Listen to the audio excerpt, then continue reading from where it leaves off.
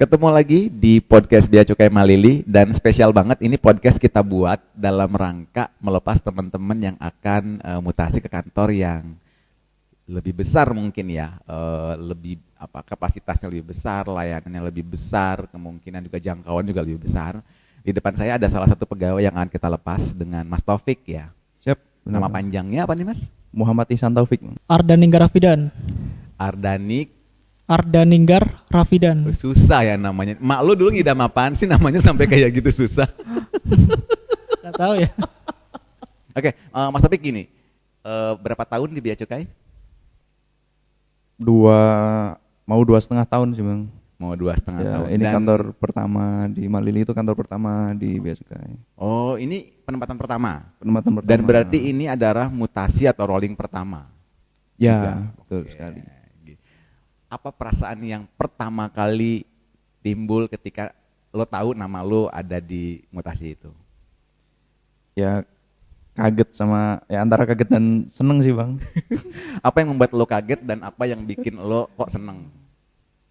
Yang kaget sih ya pertama mutasi Kanwil ya, maksudnya masih harapannya sih pengennya sih mutasi ke home base punya Jawa. Oke, emang di mana home base lo? Di Temanggung Bang, Jawa Tengah. Temanggung, Jawa Tengah. Dengan dekat kantor situ apa Bea Cukai? Kalau dekat situ sih Bea Cukai Magelang Bang. Magelang. Oh, Magelang tuh ada ya? Ada. Dan Jogja juga ada. Jogja ada. Oh. Semarang, Jateng dia kan kabelnya di Semarang. Berapa lama perjalanan kalau dari Magelang ke tempat lo di Temanggung itu? Kalau Magelang paling ya 30 menit sih Bang, atau sejam lah. Sejam. Naik motor? Ya. Oh, deket ya. Ya, tapi terus lu kaget kan karena ternyata lu dapat situ. Kemudian yang bikin lu bahagia itu apa? Yang bikin bahagia ya apa ya? Dapat inilah pengalaman, mungkin nanti bisa dapat pengalaman baru lah. Maksudnya kalau di Malili kan ya dapat pengalaman, cuma kalau di Kanwil mungkin yang lebih gede kan pengalamannya mungkin bisa lebih banyak. Oke. Terus lu kalau di rumah dipanggilnya apa? Inggar. Jangan-jangan teman sekantor nih baru tahu kalau lu dipanggilnya Inggar karena kita biasa panggil dia Raffi. Mulai kapan aku panggil Raffi ya? SMP kayaknya. Mulai SMP. Waktu SD panggilnya teman-teman masih Inggar. Mulai SMP baru nyoba. Dan lu pun ketika memperkenalkan diri di sekolah? Waktu SMP Raffi. Oh waktu lu SD, waktu lu SD. Waktu SD ya masih Inggar. Masih Inggar kan? Soalnya kan orang tua aku kan masih berhubungan sama orang tua siswa yang lain, terus juga saling manggil-panggilan anak gitu. Oh iya, misalnya kan dipanggilnya mamanya bergaul Inggar gitu lah, atau sama bapaknya orang Inggar lain. gitu Iya. ya. Oh, dari lu baru sadar nama lu Raffi pada saat lu udah SMP. Kayaknya kenapa? Apa Inggar kurang menjual dibandingkan Raffi? Mau nyoba aja gitu. Loh iya loh, maksudnya kan ketika seseorang itu mengubah nama panggilannya kan karena dia merasa nama panggilan dia kayaknya enggak seperti yang dia pingin gitu. Padahal Inggar tuh menurut gua sesuatu ya, maksudnya namanya Inggar. Biasanya ada panjangannya tuh Inggar Janji gitu. Iya. Kalau zaman dulu ada perjanjian namanya Inggar Jati, itu kan Linggar ada Jati. gitu. Ada filosofi. Linggar. Oh salah ya. Oke. Jadi sampai sekarang nyokap bokap lu masih manggil lu Inggar. Enggak berubah jadi Raffi. Enggak. Kalau lu punya saudara berapa? Saudara apa nih? Kandung. 2 bersaudara. Adik punya. Lu punya adik. Adik lu cewek? Cewek. Oh cewek. Adik lu panggil lu? Mas biasa. Mas Inggar. Mas biasa. Mas aja. Nggak ada Inggarnya. Enggak. Kenapa adik lu nggak panggil Mas Inggar? Karena cuma satu di rumah lo ya, kakaknya ya. Iya. Oke. Hubungan lu sama adik lu gimana sih? Lu sama adik lu bedanya berapa tahun? Setahun. Deket banget ya. Iya, setahun. Jadi lu kalau jalan sama Setahun. adik lu kemana-mana orang nggak tahu itu adik lu pasti dianggapnya itu pacar lo. Jarang pergi berdua. Biasanya bareng sekeluarga sih. Lu nggak pernah jalan berdua sama adik lo? Jarang banget. Misalnya nonton bareng berdua gitu atau sekedar ya apa ya? Kalau gue bilangnya kayak brother atau sister time gitu. Nggak pernah. Biasanya langsung sekeluarga biasanya. Kalau keluar. Barengan sama bokap Iya, lo. bareng orang tua. Bokap nyokap lo nikah muda juga atau maksudnya umurnya sama lu mungkin bedanya hanya 20 tahunan gitu. Ya 20 tahunan sih. 20 tahunan. Iya. Bokap lo kerja apaan sih? Wira swasta. Oh, wira swasta. Kalau nyokap lo? Ibu rumah tangga. Ibu rumah tangga. Oke. Bukan ibu di rumah tetangga ya, itu beda ya. Beda. Baru. Iya. Lu stan atau prodip lo tuh? Stan. Dari stan ya, Iya, dari stan. akuntansi ya berarti. Dari stan prodip maksudnya. Iya, maksud gue kan Prodip kalau D3 sama BC. itu kan ada yang jurusannya akuntansi, ada Iya. yang jurusannya Prodip BC. Lo Ya, di prodi BC-nya. Prodip BC. Oh, memang sudah oke dengan bea cukai. Iya. Lo apa sih yang lu pikirin ketika lu milih bea cukai? Maksudnya? Iya, apa yang ada di benak lo ketika lu Oh, memilih bea waktu- cukai? Iya kan? Oh, waktu itu nyari-nyari info sih kan. Hah? Nyari-nyari info gitu. kan. Yang apa Awalnya- yang lu peroleh? Sebenarnya kan awalnya kan dulu kan aku cita-citanya jadi tentara. Oke. Gagal. Heeh. Nah, terus nyari-nyari sekolah kedinasan lain yang mirip-mirip yang ada semi militernya lah. Heeh. Nah, di bea cukai itu. Oh gitu, karena dulu gini, Ceritanya. saat gua lagi Samapta, ya, Samapta itu kan salah satu pintu gerbang memasuki pegawai bea cukai ya. Jadi kita hampir waktu gua tuh sekitar 6 mingguan mungkin. Pada saat itu Kementerian Keuangan sedang membuka rekrutmen penerimaan dari umum ya. Nah kemudian orang-orang tuh lagi ngantri daftar tuh di Pusdiklat Bea Cukai Rawamangun dan gue lagi Samapta lagi dijemur, lagi diguling-guling gitu. Terus orang itu kan nanya, "Pak, itu yang kayak gitu daftarnya apa di Kementerian Keuangan?" Itu bea cukai dan orang itu langsung ngapus nggak mau bea cukai. Karena dia nggak kebayang kalau ntar dia mau kerja dia harus guling-guling kayak gitu. Nah makanya kan kalau lu kan tadi punya Udah tahu. punya mimpi memang pengen jadi tentara. Jadi begitu masuk bea cukai agak tersalurkan gitu kan. Nah, terus ketika lu masuk bea cukai sama atau berbeda sama sekali dengan apa yang ada di benak lo? Ya, mirip-mirip lah. Walaupun- Mirip-mirip. Tapi lu jadi CTU ya? Tahu nggak CTU tahu. itu apa? Custom Tactical Unit Lu nggak nyampe situ kan? Tapi dari situ atau belum? belum kepikiran sih. Belum Kayaknya kepikiran. boleh sih kalau Oh. masuk situ. Oh gitu. Padahal ada juga CTU yang lain selain Custom Tactical Unit gitu. Custom Tata Usaha. Wah. Loh, enggak. Iya, Sekarang gini, kalau semua orang pengen di bidang pengawasan semua. Terus Iya, yang membukukan siapa? Yang Iya, membuat pelaporan administrasinya. siapa? Kan sama aja gitu kan. Support. Kita saling support semua bidang gitu. Jadi kalau Iya. gua ketika ngomong CTU, gua nggak akan selalu memparalelkan dengan Custom Technical Unit, tapi gua pikir juga ada Custom Tata Usaha gitu. Betul. Ya kan? Karena sehebat apapun lu melakukan teknik, tapi kalau lu tidak bisa menata usahakan, maka Iya. semuanya akan gagal. Gagal. Gitu. Nah, sepanjang lu penempatan di BC Malili, udah berapa bidang yang pernah lu lakonin? Baru 2 sih bang. Pertama kan di PKC, itu dari awal di PKC itu 2 tahun lah. Terus udah di P2 baru jalan 5 bulan ini. Lu selama di sini penempatan lu di mana sih di Bea Cukai Malili ini? Baru satu seksi di PLI. PLI. Di KIP-nya ya. PLI. Jadi lu baru kebayang ternyata Bea Cukai itu ada juga yang ngurus-ngurus apa namanya caption, Iya. bikin apa itu foto-foto gitu ya. Menginformasikan dan mengedukasi masyarakat Oh gitu. melalui media sosial. Jadi ini ya, kalau misalnya teman-teman sempat lihat IG-nya Bea Cukai Malili atau podcastnya Bea Cukai Malili atau apalagi selain itu, selain IG, Twitter ya. Ya, Twitter, Ada Facebook. Twitter, ada YouTube juga ya. Ada. YouTube. Nah, Mas Raffi ini adalah orang yang ada di balik itu. Jadi tadi yang seperti gua bilang, sehebat apapun kita melakukan teknik, kalau tidak ada yang mempublikasikan dan meta usahakan, maka tidak akan ke-capture ke masyarakat luas Iya. kan gitu. Jadi sebenarnya bidang lu ini adalah ujung tombak dari bagaimana kita mendeliver pesan ke orang banyak gitu. Iya. Nggak banyak loh orang yang bisa ngelakuin kayak gitu dengan sehebat lo. Waduh, ada rekan saya Yongki itu. Ya Yongki akan gua hadirkan kalau dia udah kena mutasi juga. Karena dia belum kena mutasi, belum gua puji-puji dulu ya. Nah kalau lu bicara passion, lu lebih seneng di PKC atau lebih seneng di P2? Seneng pengawasan atau seneng pelayanan? Agak bingung ini bang. Di PKC senang juga sih, kan PKC kan nggak nggak selalu di kantor terus, kan kadang juga keluar. Cuma kalau di P2 kan lebih sering keluar, jadi ya lebih capek sih. Lebih capek. Nah kalau passionnya lu sendiri, lu ada di mana sebenarnya? Mungkin karena masih terbawa di PKC, jadi masih menyesuaikan di P2 bang. Jadi ya. Oke. Jadi lebih mungkin gini, the first impression is not always correct. Tapi kalau misalnya dikasih kesempatan untuk mencoba hal-hal yang baru, lu pengen banget mencoba hal-hal yang baru. Ya benar sekali bang. Sementara sekarang umur lu berapa sih? Sorry gue nanya umur. 23 bang. 23 itu masih hijau banget ya, masih unyu berarti kan, masih Artinya ibarat kertas tuh lu masih bisa dibikin apa aja gitu. Tergantung siapa yang mau melukis kertas itu. Gitu ya, bisa jadi warna biru, bisa jadi warna merah, bisa jadi warna kuning, warna berbagai macam warna mungkin bisa gitu. Nah, terus apa nih harapan lo yang pengen lo lakuin di kantor baru lo di Bea Cukai Makassar? Ya harapannya bisa dapat ilmu baru lah, bisa bermanfaat bagi kantor, bisa berinovasi di kantor tersebut. Harapan lo pengen ditempatin di bidang apa sih? Yang kira-kira passionnya lo gitu? Minat ke bidang pengawasan sih ya. Oh, bidang pengawasan. Ngapain tuh? Custom tactical unit lagi apa tata usaha? Pengawasan di lapangan. Oke. P2. Oh gitu, pengawasan ya. Iya. Jadi di note nanti kan pengennya ke pengawasan gitu ya. Ngawasin apa sih biasanya kalau P2 itu? Kalau boleh tahu nih. Mungkin Ngawasin. aja orang-orang nggak tahu kan. Jangan Bea Cukai itu taunya gitu kan, orang Bea Cukai itu cuma nangkep narkoba atau cuma apa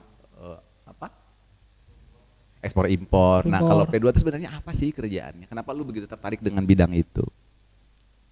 Kalau pengawasan sih awalnya ini sih dari pengalaman di PLI kan sering mendampingi seksi P2 untuk melakukan pengawasan gitu opsar ya. sekaligus mengedukasi masyarakat kayak gitu sih. Awalnya dari itu. Kalau passionnya lu lebih senang mengedukasinya itu atau lebih senang mengawasinya? Karena baru pernah di PLI sih ya mengedukasi sih, tapi karena ingin menambah pengalaman ya minat untuk di bidang pengawasannya. Oke. Dan lu belum dapat kesempatan itu di Bea Cukai Malili ya? Belum. Dari pertama kali penempatan sampai dipindah lu tetap di bidang yang sama. Iya. Nah, kalau di Kanwil harapan lu pengennya ada di mana? Ya pengennya sih sebenarnya kepengen ke tempat yang belum pernah sih, kayak misalnya mungkin di umum atau di KI, cuma ya nanti lihat aja di kanwilnya ditempatin di mana gitu. Oke, kalau misalnya tiba-tiba di Kanwil lu ditempatin misalnya tetap di P2 misalnya gitu ya. Apa yang akan lo lakukan di sana ketika misalnya nih, tadi kan Kanwil lebih besar lah kapasitasnya gitu. Kemudian tantangan juga pasti lebih besar gitu. Hal pertama yang akan lu siapin nih kalau misalnya lu ada di P2 Kanwil. Mungkin lebih ini sih Bang, belajar lagi lah tentang mungkin SOP-nya, peraturan-peraturan, terus tanya-tanya senior gitu kan nanti kerjanya gimana. Karena di Malili pun di P2 juga aku kan baru juga, hitungannya kan baru masuk 6 bulan lah, 5 bulan deh.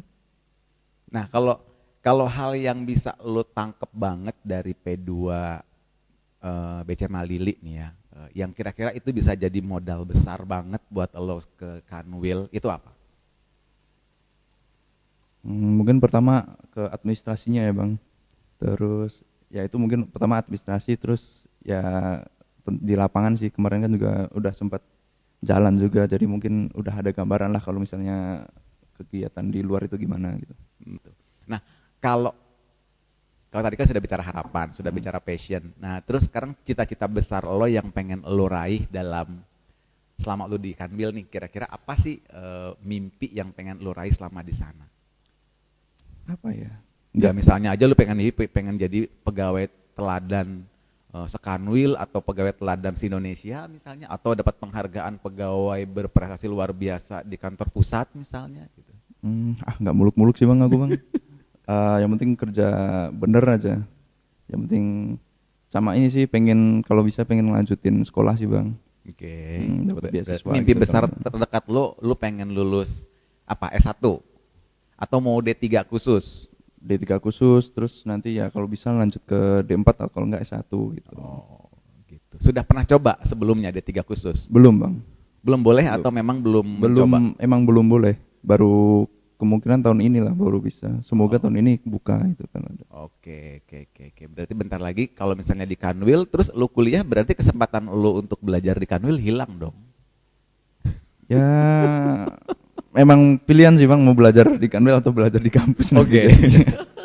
Dan pilihan lo, kalau misalnya dua pilihan itu tersedia, lo memilih untuk kuliah dulu di D3 khusus.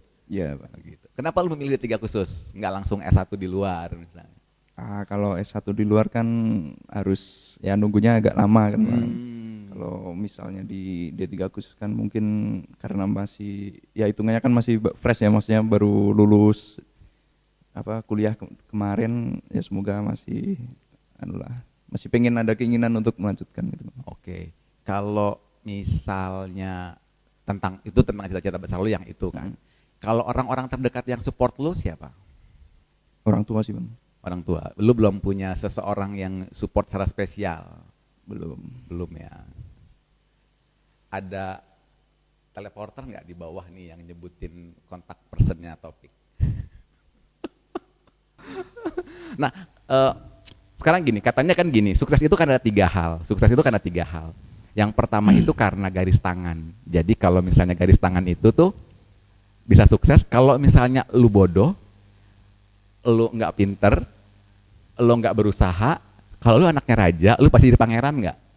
Iya. Oke, itu namanya garis tangan. Jadi karena keturunan raja, otomatis dia akan mewarisi apa yang bapaknya titipkan. Itu sukses yang sama sekali nggak bisa ditiru. Gitu. Susah lah untuk niru itu gitu. Yang kedua itu sukses karena campur tangan. Jadi campur tangan itu lu sukses karena ada bantuan tangan orang lain gitu. Dicampur-campur di situ. Oh, kenal si A, kenal si B gitu. Dan yang ketiga adalah sukses karena usaha tangan. Dan gua pikir ini adalah sukses yang benar-benar bisa ditiru oleh kita semua gitu. Nah, terkait dengan kepindahan lo nih, apa sih usaha yang lo lakuin sampai lo kemudian kayaknya belum lama ya di Bea Cukai Mandiri ini kan? Baru 1 tahun 5 bulan. Setahun 5 bulan gitu. Itu kalau anak kecil itu baru bisa jalan selangkah 2 langkah terus jatuh ya. 1 langkah 2 langkah jatuh terus dipindah gitu. Artinya belum bisa lari kan gitu ya. Apa sih sebenarnya tadi selain lo memang sangat sangat baik di tadi bidang mengcapture, bidang tweet men-tweet gitu ya, atau bidang follow dengan unfollow mungkin itu kan. Apa yang udah lu lakuin sehingga lu bisa terpilih menjadi salah satu yang kemudian digeser ke kantor dengan kapasitas yang lebih besar? Wah, nggak tahu ya kalau itu ya, kok terpilih itu. Aku aja nggak nyangka sebenarnya kok bakal pindah ke situ. Nggak nyangka. Jadi perasaan pertama lu ketika terima Skep itu apa? Kaget banget. Bisa lu ekspresiin nggak kagetnya lu itu seperti apa? Kagetnya lu itu? Aduh, nggak bisa, udah lupa. Aduh, waktu itu lagi main HP kayaknya kan, tiba-tiba ada notifikasi WA itu, waduh, apa nih kok rame-rame nih? Pada bilang selamat. Iya. Pada bilang selamat dan selamatnya nama lu gitu. Iya. Aduh. Enggak, jangan-jangan lu mikir jangan-jangan gue diselamatin karena ada undangan pernikahan, ada nama lu, tapi lu ngerasa ngerayain pernikahan gitu. Kaget lah pokoknya itu. Oke, sekarang umur lu berapa nih sekarang umur lu? 24. Rencana lu untuk melanjutkan ke jenjang yang lebih serius dengan udah punya calon belum sih lo? Belum. Oh, belum ya.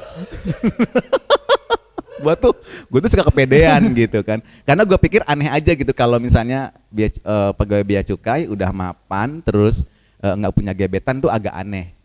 Belum gitu. menemukan aja Nggak, kali. yang pertama bisa jadi dia sangat pemilih gitu, yang kedua memang dia tidak dipilih. Waduh. Kayaknya saya yang kedua.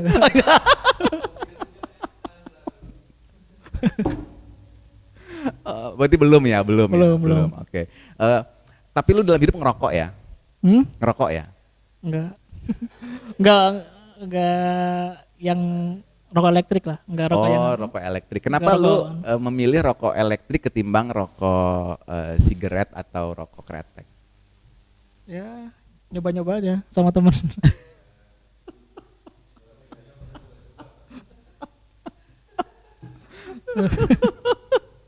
Tapi gue pesan lah buat cewek-cewek yang ada di luar, lu jangan mau sama cowok perokok. Kenapa? Cowok perokok itu sama diri aja nggak sayang, apalagi sama lu. kan sayang sama negara, Okay. menyumbang. Oh iya, penyumbang cukai ya, Iya, gitu ya, penyumbang cukai ya. Iya. Tapi gue pesannya itu kok. Pokoknya jangan pacaran sama perokok karena dia sama kesehatannya nggak peduli kok, apalagi sama dirimu. Waduh. Oke, lu ngerokok atau enggak? Enggak, Bang. Lu nggak ngerokok ya? Kenapa Enggak. lu memilih untuk tidak merokok? Pernah nyoba, cuma ya nggak nemu enaknya, jadi ya udahlah nggak usah lah gitu. Nggak usah merokok. Nggak Terus usah ngerokok. kalau bicara hobi lu apa sih sebenarnya? Hobi ya, apa ya, Bang? Nonton film.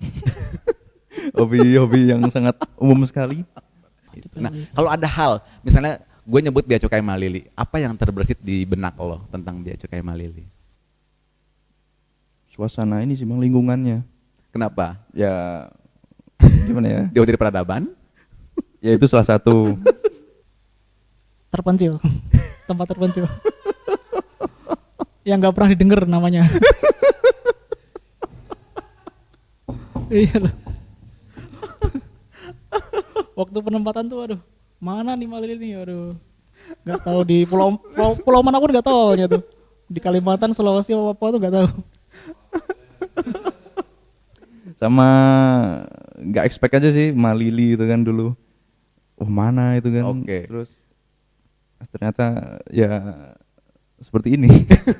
Nggak seperti ininya tuh, seperti yang lu bayangkan pertama kali ketika lu nyebut, misalnya gini, penempatan pertama kan misalnya Muhammad Ihsan Taufik, penempatan Bea Cukai Malili. Yang di benak lu dulu itu apa Malili? Itu seperti apa di benak lu? Kemudian ketika lu tiba, seperti apa kenyataan yang ada di sini gitu?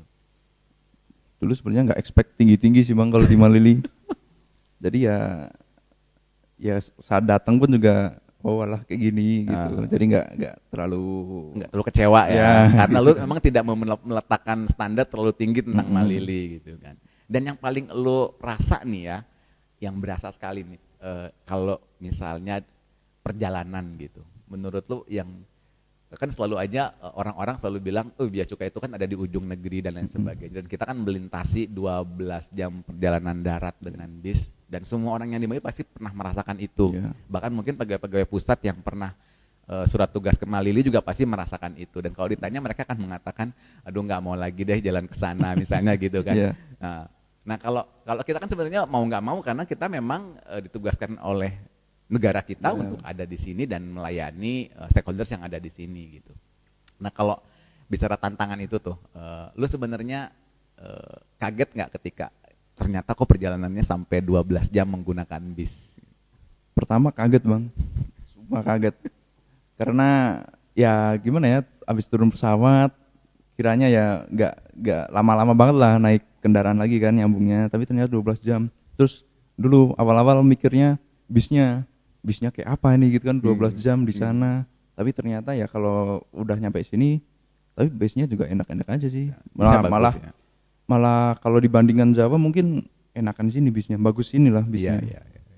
Tuh, jadi mungkin apa ya, awalnya takut itu sih, takut udah bayangin yang buruk sih ya. Jadi udah apa ya, udah nggak seneng duluan awalnya gitu kan. Tapi setelah dijalanin ya enak aja sih. Oke. Berarti kemungkinan lu bahagia sekarang itu paling tidak lu tidak akan lagi melewati untuk nyampe ke kantor gitu ya, nggak akan lagi melewati 12 jam perjalanan darat. Itu kan hal yang mungkin sekarang mungkin akan jadi hal yang bahagia, tapi one day mungkin lu akan ngerasa kangen dengan itu gitu. Jadi kalau lu kangen, kita di Malili akan selalu siap menerima lu ya. Sekalipun lu tahu lah kalau di Malili nggak akan kita ajak ngopi gitu. Siap. Ada nggak kenangan yang membuat lu nggak pernah lupa ketika lu pertama kali tiba di Malili? Apa ya? Mungkin ya karena walaupun terpencil tapi kan pegawai itu kebersamaannya tuh sangat kuat gitu kan. Jadinya tuh walaupun terpencil tapi nggak merasa kesepian karena kebersamaan tersebut. Apa ya, rasa kebersamaannya sih Bang, kebersamaannya antar pegawai sih. Jadi kan kalau di sini apa ya, gampang itu buat bersatu ya, berkumpul, nggak ada sekat gitu kan. Maksudnya kalau orangnya juga berapa sih gitu kan, sekantor nggak banyak banget, makanya bisa kenal deket gitu. Dan buat lo kumpul sama teman-teman kantor dalam satu kesempatan dan waktu yang sama, itu buat lo sendiri itu sesuatu yang penting apa nggak penting? Penting sih Bang. Penting. Nah, tantangannya adalah ketika kita ada di kantor besar, yang kayak gitu biasanya akan hilang karena kan kita sibuk dengan pekerjaan, sibuk dengan rutinitas. Di luar itu kita punya kehidupan sosial gitu. Dan mungkin nanti lo hubungan personal lu dengan pegawai-pegawai di situ kemungkinan tidak serapat yang sekarang nih. Ya kemungkinannya. Nah, kalau misalnya lu memilih nanti ketika lu pindah ke kantor baru yang lebih besar itu, lu lebih senang bergaul dengan teman-teman kantor lu pasca pulang kantor atau lu memilih dunia sosial lain yang di luar lingkup kerjaan itu? Ya mungkin tetap di kantor sih Bang, lingkungan kantor sih tetap. Kenapa lu nggak membuka hati? Kenapa lu nggak membuka diri untuk bergaul dengan orang di luar lingkungan gitu? Bisa Bang, cuma untuk apa namanya langkah awal itu ya tetap deket apa namanya berhubungan dengan lingkungan kantor dulu gitu, baru nanti mungkin bisa lah untuk lingkungan sekitar. Gitu. Oke.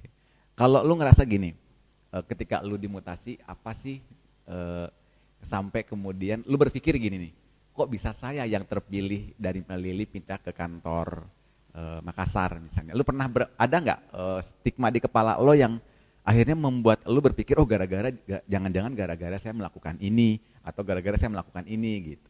Ya, maksudnya biar nanti teman-teman yang memang punya mimpi pengen juga gitu ke kantor dengan tantangan yang lebih besar mungkin bisa mengikuti jejaknya lo gitu. Apa ya? Kayaknya nggak ada hal yang apa ya gede yang ku bikin di Malili sih Bang. Jadi entah mungkin kena random aja Bang, acak. Ini susah ya kalau udah bicaranya takdir kan nggak bisa dipelajari gitu. Jadi kalau takdir itu kan ya sudah pilihan dan kita sudah tidak melakukan sesuatu sebelum itu kan memang sudah takdirnya kemudian ini terjadi dan ya sudah gitu. Siapa orang di Malili yang Bea Cukai Malili menurut lo yang paling deket dan ngerti banget lo? Wah, siapa ya? Lu boleh lah mention satu nama, it's okay gitu. Kan ini bukan pemilihan pegawai teladan, bukan. Hanya untuk menurut lo siapa pegawai di Bea Cukai Malili yang deket banget dan bisa ngertiin lo? Kayaknya Rizal Fauzi sih, karena sama-sama Semarang kan. Orang pertama ya Malili itu yang saya hubungi itu Rizal Fauzi karena adik kelas saya di SMA dia. Oh. Kayak tentang apa Malili, terus gimana keadaannya di sini, terus caranya apa transportasinya dari Semarang sampai ke Malili itu gimana gitu sih. Itu Rizal Ya, Fauzi. Rizal Fauzi. Oh, bukan Bang Jansen ya. Kalau Bang Jansen itu teman dalam apa kalau Bang Jansen itu? Teman dalam pengawasan. Jadi lu kalau jalan bareng sama dia, lu yang diawasi apa lu ngawasin dia? Sama-sama mengawasi ya. Sama mengawasi. Ya itu jaga pintu gitu. Mengawasi rokok ilegal kan. Jadi gini, gua pertama kali ke Malili dengan PD-nya pada saat gua mau beli makan itu malam-malam, antara beli makan gampang kan nggak ada kendaraan pertama kali kesini kan. Terus gue pas jam 7 malam itu bukalah aplikasi salah satu transportasi online. Terus gue kaget kok di sini nggak ada ya. Sama gitu. Nyoba-nyoba kan itu kan apa? Ya itulah aplikasi antar makanan gitu kan. Iya Oh, kan? Nggak ada ternyata. Aduh. Jadi ini menunjukkan bahwa memang ini rada berbeda kantornya. Gitu. Spesifikasinya lebih khusus lah gitu. Maka karena gue pikir gini, kantor khusus pasti membutuhkan orang-orang yang juga khusus. Jadi ketika gue kesini, gue ngerasa gue adalah orang yang terpilih yang akan menyambangi Malili. Nggak banyak orang yang bisa nggak banyak orang yang dipilih untuk ke tempat yang seperti ini. Gitu. Jadi kalau gue lebih ngeliatnya sisi positifnya itu gitu. Kalau misalnya kantornya sebutlah KPU tipe A, tipe B, tipe C, semua orang pasti pengen ke sana gitu. Pasti. Nah, ya kan rebutan. Tapi orang kantor sini kan nggak ada yang rebutan. Maka yang dipilih adalah orang yang benar-benar siap secara mental dan fisik untuk sampai sini gitu. Karena ya, karena udah skep ya.